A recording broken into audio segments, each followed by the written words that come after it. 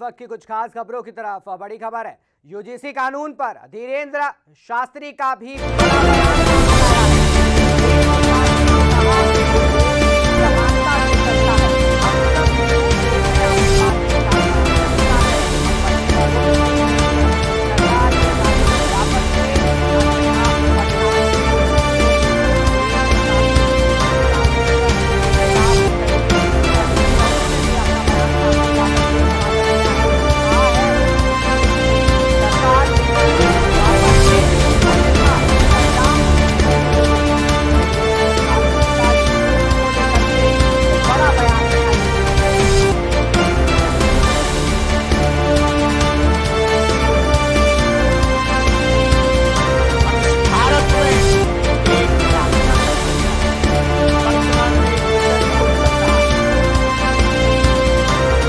बड़ा क्षत्रिय क्या ब्राह्मण क्या वैश्य, हम इस भारत में एक प्रार्थना करना चाह रहे।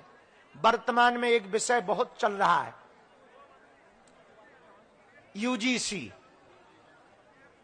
ये आपको पूछना था, हम यहीं से जवाब देंगे, इसलिए हम न्यूज पे हमने अभी, क्योंकि अभी कुछ दिनों से हमने ये काम अभी छोड़ रखा है, ये काम कर रहे हैं। असमानता भारत में नहीं होनी चाहिए, भारत में समानता ही होनी चाहिए। हम सब एक हैं, भारत में ना कोई अंगड़ा हो ना पिछड़ा हो, भारत में केवल भारतीय हो, यही हमारी भारत से प्रार्थना है। भारत सरकार से भी प्रार्थना है कि भैया हम लोगों को प्रार्थना है, भारतीयों को बांटा ना जाए, जोड़ा जाए। इसलिए हम सब हिंदू, हम सब हिंदू, हम सब हिंदू, इसलिए हम सबको एकता के साथ, उस एकता के लिए हमने सब समाज की बेटियों का विवाह, ब्राह्मण क्षत्रिय वैश्य सेवक, कोई बड़ा छोटा नहीं, जिस क्या क्षत्रिय क्या ब्राह्मण क्या वैश्य, हम इस भारत में एक प्रार्थना करना चाह रहे। वर्तमान में एक विषय बहुत चल रहा है, यूजीसी। ये आपको पूछना था, हम यहीं से जवाब देंगे, इसलिए हम न्यूज पे हमने अभी, क्योंकि अभी कुछ दिनों से हमने ये काम अभी छोड़ रखा है, ये काम कर रहे हैं। असमानता भारत में नहीं होनी चाहिए, भारत में समानता ही होनी चाहिए। हम सब एक हैं, भारत में ना कोई अंगड़ा हो ना पिछड़ा हो, भारत में केवल भारतीय हो, यही हमारी भारत से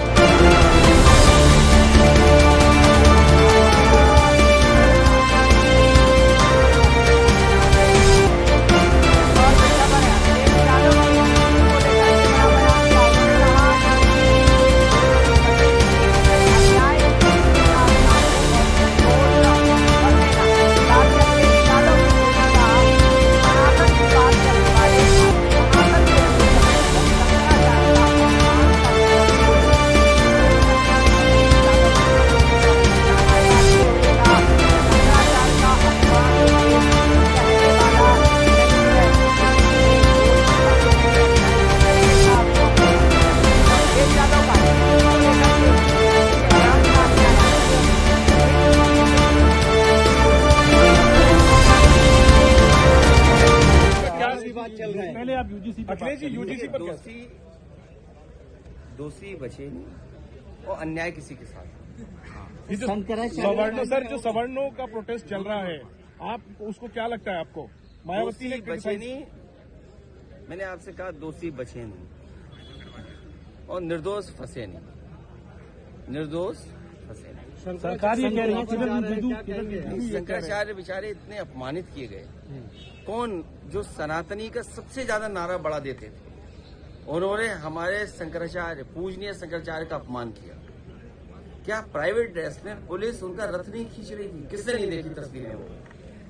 और सोचिए, स्नान नहीं करने दिया, वो परंपरा को तोड़ा उन्होंने। किसने तोड़ा? सरकार ने तोड़ा। जिम्मेदार कौन है उसके लिए? सरकार जिम्मेदार है। हमारे पूजनीय शंकराचार्य को दुखी करने का, उनको अपमान करने का काम अगर किसी ने गया तो भारतीय जनता पार्टी जो सबसे बड़ी ठेकेदार बनती है सनातन धर्म की, उन्होंने। अखिलेश जी यूजीसी पर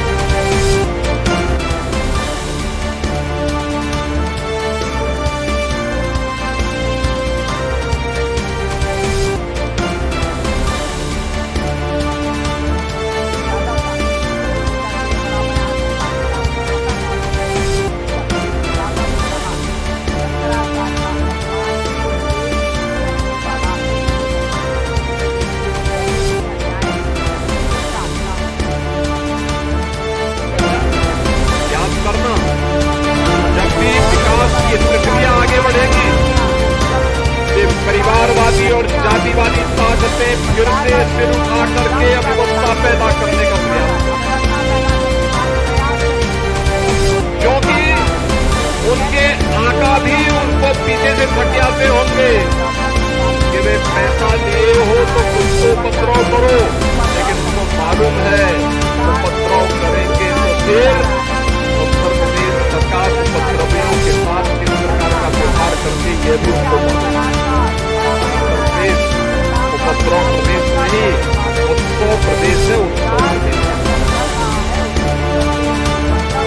सोचता था प्रयागराज में माघ मेला,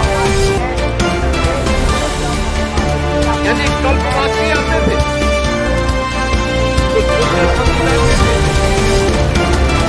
इनकी संख्या याद करना, जब भी विकास की प्रक्रिया आगे बढ़ेगी तो परिवारवादी और जातिवादी ताकतें फिर से सिर उठा करके अव्यवस्था पैदा करने का प्रयास करेंगे,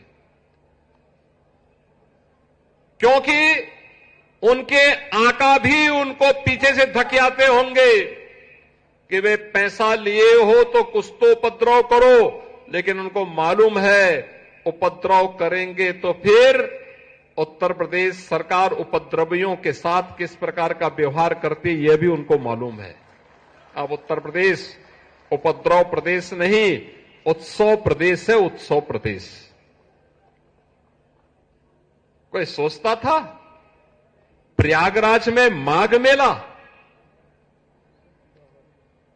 यानी कल्पवासी आते थे, कुछ पूज्य संत जाते थे,